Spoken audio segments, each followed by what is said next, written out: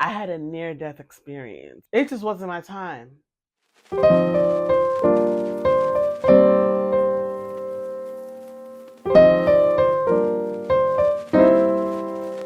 Hey guys, welcome back to another video. So in today's video, I brought the mic out because I want you guys to be able to hear me. I'm laughing now, but it wasn't funny when this happened 2 weeks ago. But I have a story time.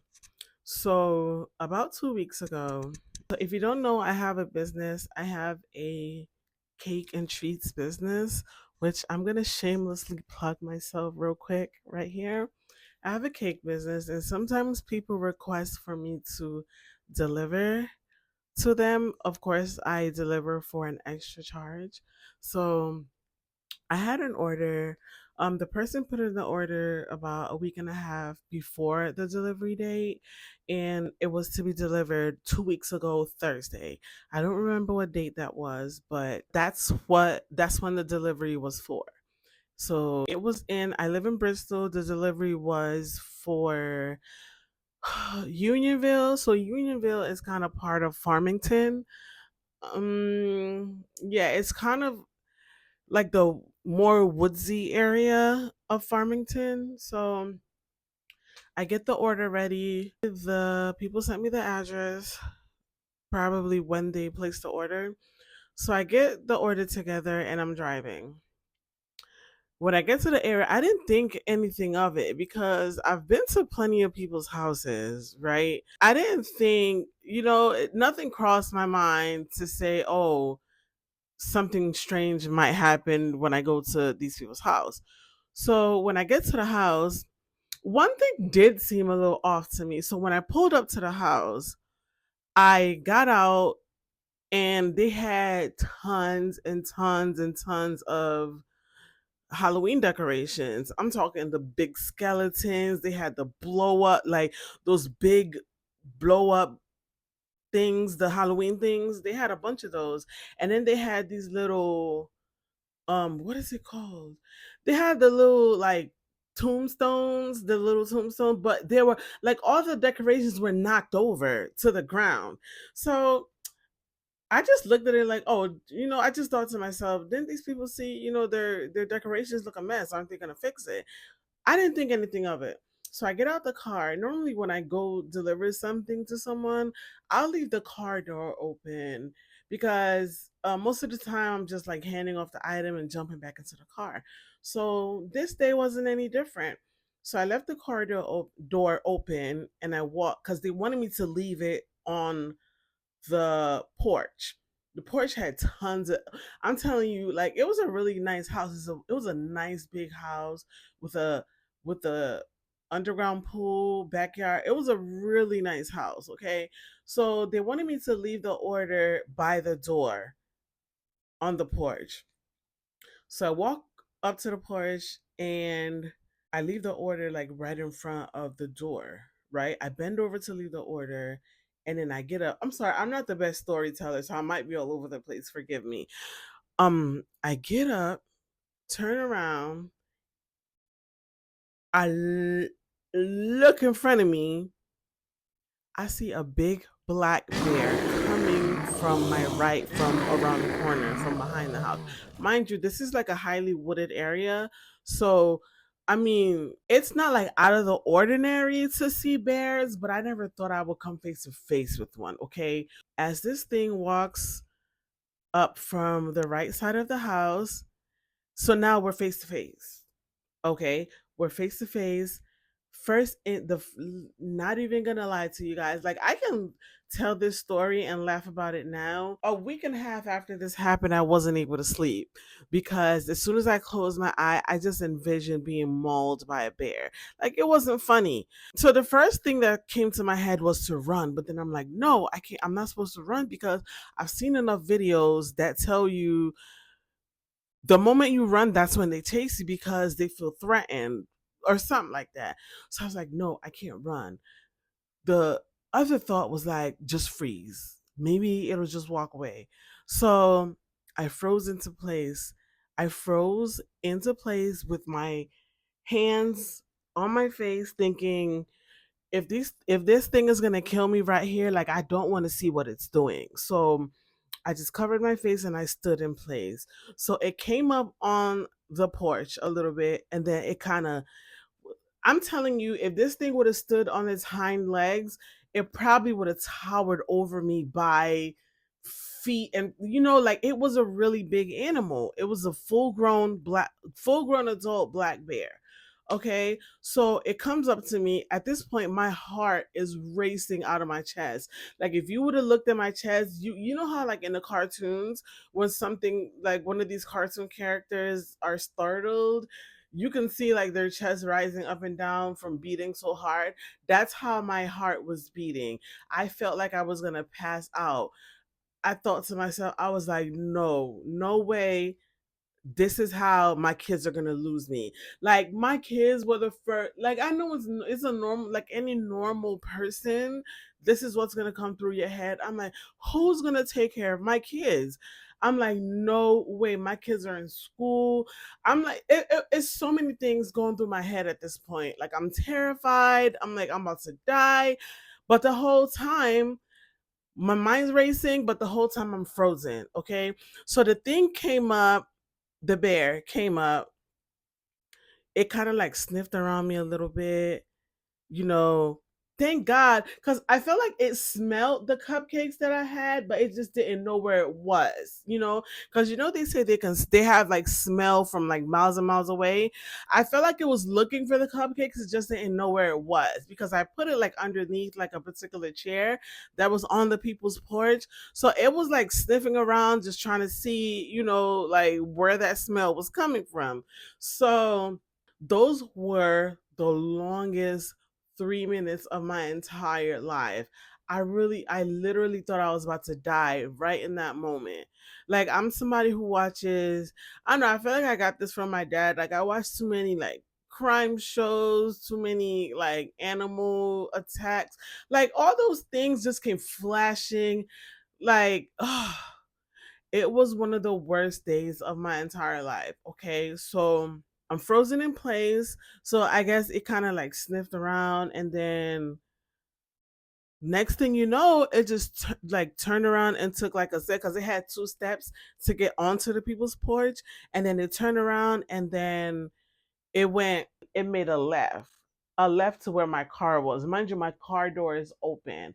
And a lot of times from the videos that I've seen online, they like to go into people's cars. I had bread in my car at the time. So I'm like, great. Now this thing is not gonna eat me. It's gonna go in my car, vandalize my entire car because it can smell the bread that's probably in my car right now. So it makes a left, and I start frantically ringing these people's bell. I start, because they have one of those ring cameras. I'm pretty sure they saw me, right?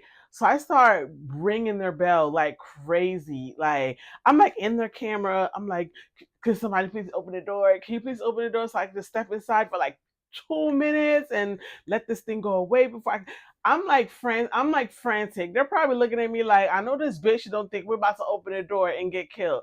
So long story short, they didn't respond to me ringing the bell. And I know like there was cars in the driveway, so I'm pretty sure somebody was home.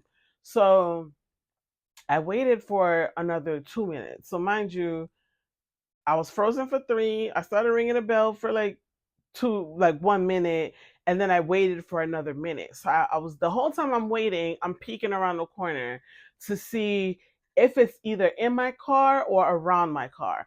So I looked around and I didn't see it. The whole time my car's still running, because I'm thinking I'm just about to drop this off and leave. My car's running the whole time. So I looked around the corner and I didn't see it. When I tell you, I ran as fast as I could to my car. I ran in my car. I don't even know how I put the car in reverse. So I slammed on the gas pedal so hard to the point where my tires were screeching in these people's driveway.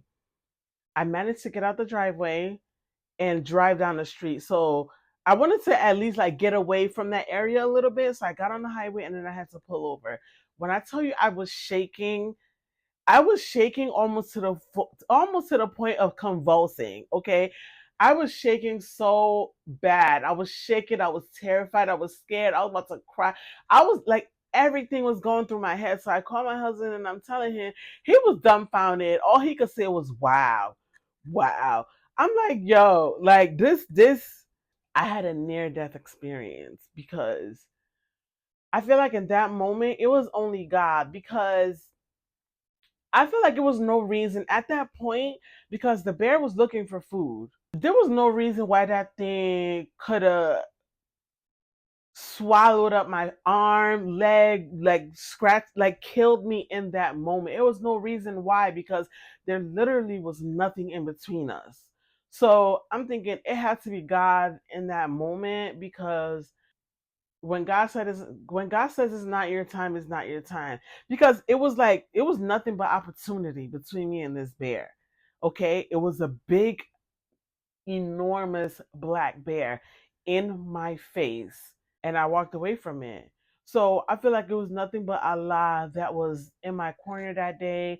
Like it was no dua that like I was praying and thinking about my children and thinking about all kinds of things at the same time. So I don't know if like the Ayatul Kursi, I don't know if it was coming out correctly because I had so much racing through my head while I was going through this because I just didn't want to die. Like I'm not even 40 yet and I'm about to die. So I just want to like give Allah all the praise. I talked to my cousin, like I can talk about it and we can smile. I can smile about it now, but it wasn't funny in the moment. I told my cousin, she was like, that'll be a great story time to tell on your YouTube channel. I'm like, yeah, you're right. So basically I'm here to share this story time with you about how I almost died and how I almost got eaten by a bear. So I was thinking, I don't know. So my cousin basically advised me. She was like, don't offer deliveries anymore because you never know. Like going to people's houses, you never know what to expect. And that's true. Like you don't know. Like there are crazy people, there's crazy animals, there's crazy things, like all kinds of things can happen.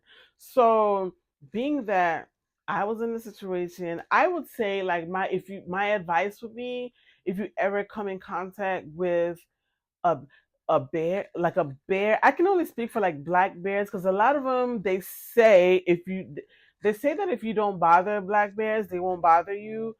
But I feel like if it was like a grizzly, like I would have been done for. Okay, like it's no coming back. But they said if you ever come in contact with like a black bear, especially like in this our area where we live, like in Connecticut, like bears are pretty common in Connecticut and like a lot of the areas that we live in. So they said if you come in contact with one, like just, like be cool, play cool. Some people say make noise to make it run away, and some people say stand still. But I chose to freeze because I thought that's what my body was telling me to do in the moment. So that's what I did.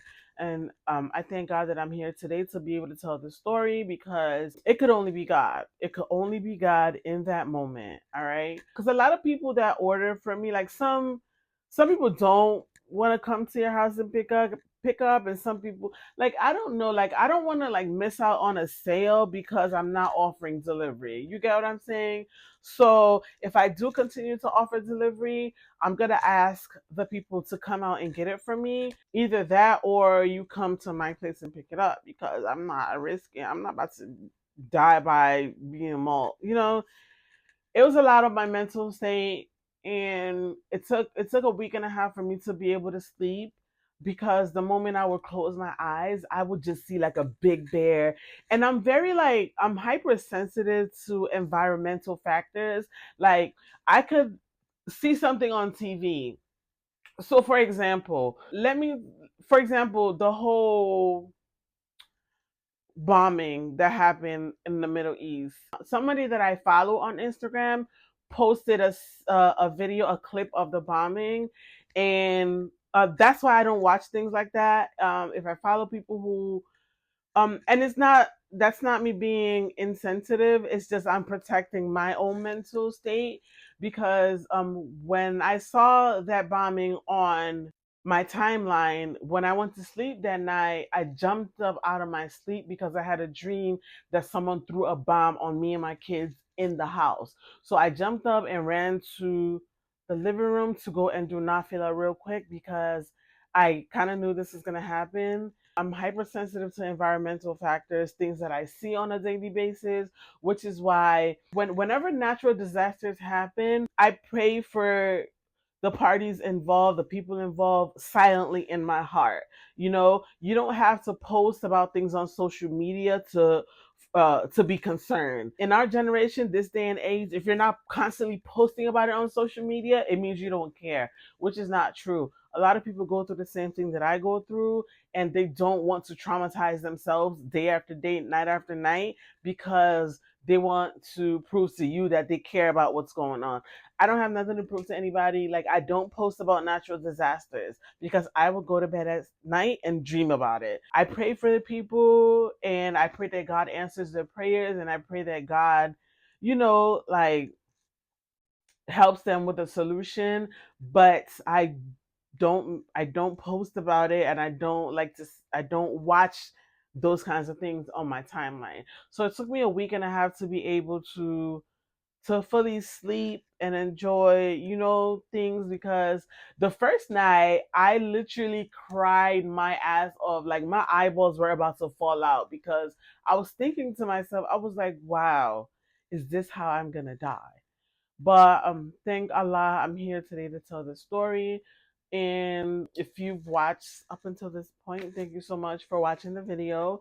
And I shall see you guys in the next video. Don't forget to like, share, subscribe, and I'll see you in a new video. Bye.